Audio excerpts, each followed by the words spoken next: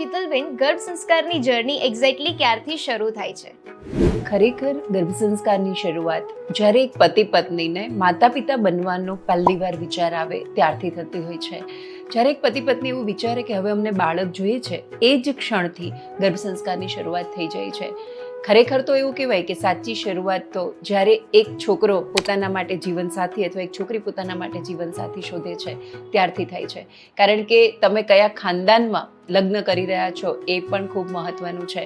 પણ અત્યારના સમયમાં કદાચ પ્રેક્ટિકલ આપણે વાત કરીએ તો જ્યારે પહેલો વિચાર આવે ત્યારે શું કામ અત્યારથી ગર્ભ સંસ્કાર? ઘણાને એવું લાગે કે હજુ તો અમારે વર્ષ પછી રાખવું છે કે 2 વર્ષ પછી રાખવું છે, પણ અત્યારથી અમારે ગર્ભ સંસ્કારમાં શું કરવાનું? તો કેટલાક મહત્વના મુદ્દાઓ કે ધારો કે એક પતિ પત્નીને એવું થાય કે હવે અમને બાળક જોઈએ છે, એટલે બીજો પ્રશ્ન એને પોતાની જાતને એવો પૂછવાનો છે કે અચ્છા હવે અમને બાળક જોઈએ છે તો કેવું બાળક જોઈએ છે?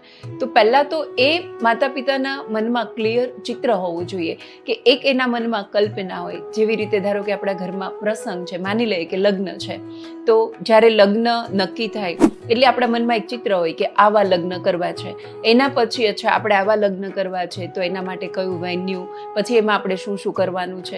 તો એકવાર નક્કી થાય પછી એ બધાનું પ્લાનિંગ થાય. કંઈ પણ કરી રહ્યા છે